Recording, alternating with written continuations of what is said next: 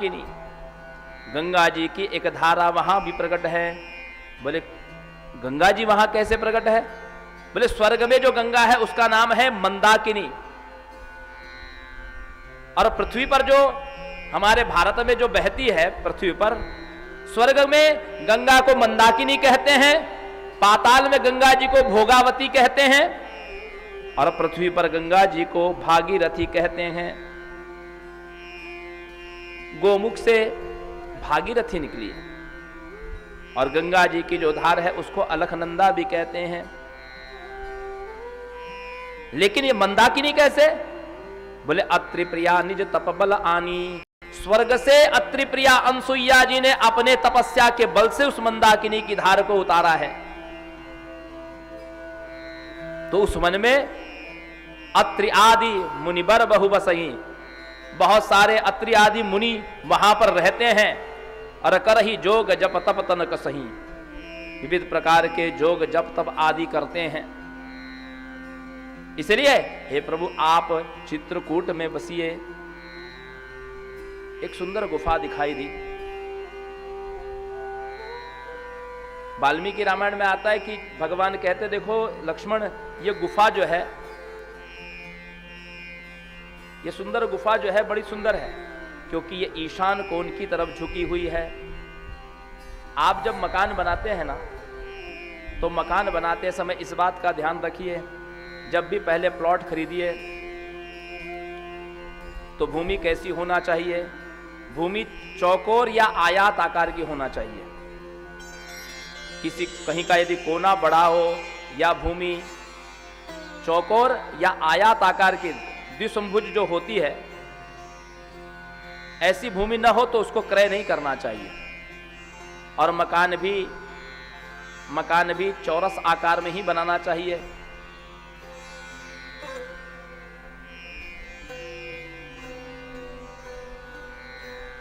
Parliament का आकार देखा है? संसद भवन का अभी नया संसद भवन बन रहा है, वो गोलाकार है, इसलिए कभी भी संसद भवन में शांति नहीं रहती।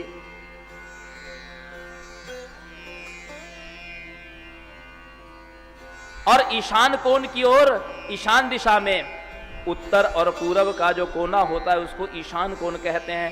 ईशान कोण की ओर भूमि झुकी होना चाहिए और नैऋत्य कोण की ओर भूमि उठी हुई होना चाहिए। नैऋत्य कोण में भूमि उठी होना चाहिए। नैऋत्य मतलब दक्षिण और पश्चिम का कोना। और यदि ऐसा नहीं भी है तो जब आप फ्लोरिंग करवाएं तो दक्षिण पश्चिम दिशा को थोड़ा सा ऊंचा कर दीजिए और ईशान कोण को ढलान कर दीजिए। घर में बोरिंग हैंडपंप, बोर हैंडपंप, पानी का टाका, जो भूमिगत टंकी बनाते हैं वो ईशान कोण की ओर उत्तर की दिशा में अथवा पूरब की दिशा में बनाना चाहिए। 4 दिशाएं होनी चाहिए जल के लिए, पूरब, पश्चिम, उत्तर और ईशान। अग्निकोण में होने से स्त्रियों को कष्ट होगा, दक्षिण में होने से धन का नाश होगा, नैऋत्य कोण में होने से गृह स्वामी की मृत्यु होगी, वायव्य कोण में होने से शत्रुओं का भय बना रहेगा, और मध्य में घर के बीचों बीच यदि जल का स्रोत है तो सर्वनाश होगा। घर के बीचों बीच कुआं नहीं होना चाहिए, हैंडपंप, बोर नहीं होना चाहिए। पूरब, पश्चिम, उत्तर और ईशान। लक्ष्मण जी के साथ भगवान उस सुंदर गुफा में विराजमान हुए।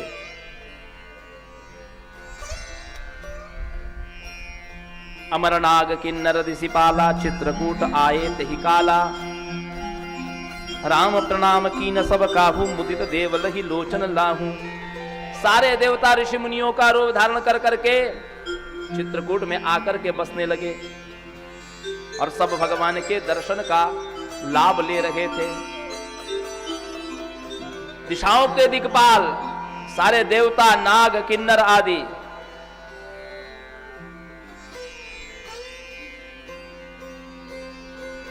राम ही केवल प्रेम प्यारा, जान लेयु जो जान निहारा। इधर गुह सार्थक ही फिरहु पहुंचाही, बिरहु विषाद बरन नहीं जाई।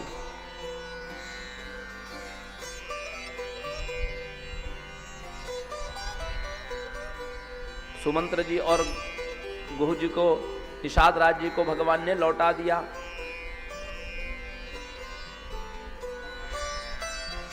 सुमंत्र जी अपने जीवन को धिक्कार रहे हैं। धिक जीवन रघुबीर विहीना, इस जीवन को जो भगवान के बिना जो जीवन अब जीना है उसको धिक्कार है।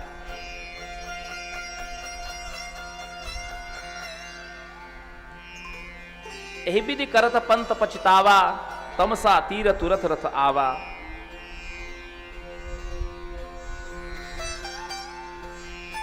दशरथ जी महल के द्वार पर खड़े हुए सुमंत्र जी की प्रतीक्षा कर रहे हैं, राम जी की प्रतीक्षा कर रहे हैं। सुमंत्र जब आए तो पूरा समाचार सुनाया कि कैसे निषाद राज जी, कैसे केवट ने, कि केवट की बहुत सेवकाई और जो जामिन सिंगर और गमाई। श्रृंगबेरपुर में उन्होंने कैसे रात्रि बिताई, केवट ने क्या सेवा की, वो सारा वृत्तांत कह सुनाया। प्रभु आपकी बहुत आज्ञा बताई मैंने, लेकिन राम जी ने मेरी बात नहीं मानी।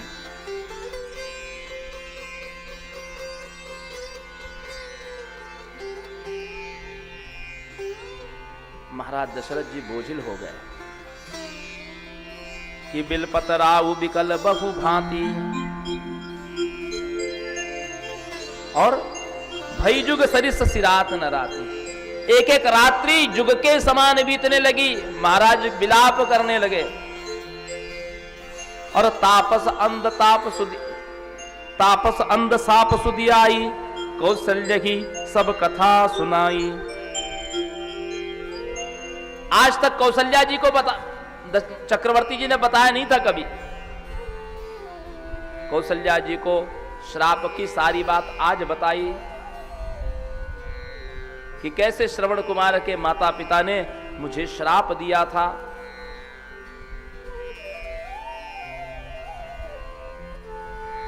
अब तक ये बात को छिपा करके रखा था चक्रवर्ती जी ने।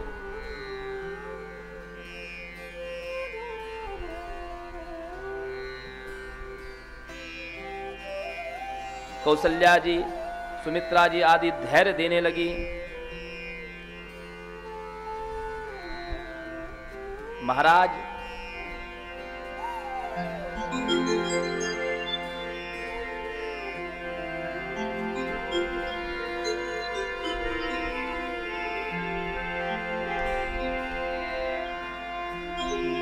हार गुनंदन प्राण पीरीते, तुम बिन जियत बहुत दिन बीते। हे रघुनंदन, तुम्हारे बिना जीते हुए मैं बहुत जी लिया। तुम्हारे बिना तो इतने दिन मुझे जीना ही नहीं चाहिए था। हा जान की लखन हा रघुबर, हा पितु हित चित चातक जलधर। बार बार अपने मुख से महाराज के, चक्रवर्ती जी की आंखों के सामने अंधकार छा जाता। संभाल करके उठते फिर गिर पड़ते। केवल मुख से हा राम हा राम, राम राम हा राम कही, राम राम कही राम। और तनु परिहरी रघुबर बिरह,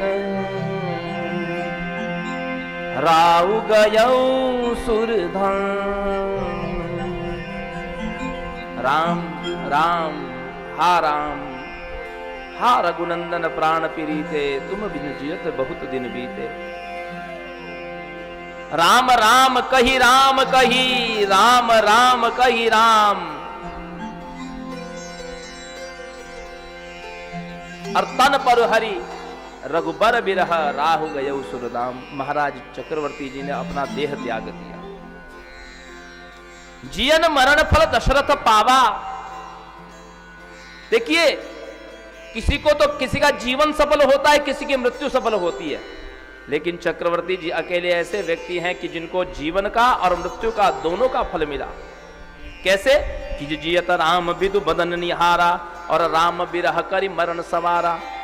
जीते जी इन आंखों से राम का दर्शन करते रहे और राम जी के विरह में देह त्याग दिया, तो जियन मरण फल दशरथ पावा।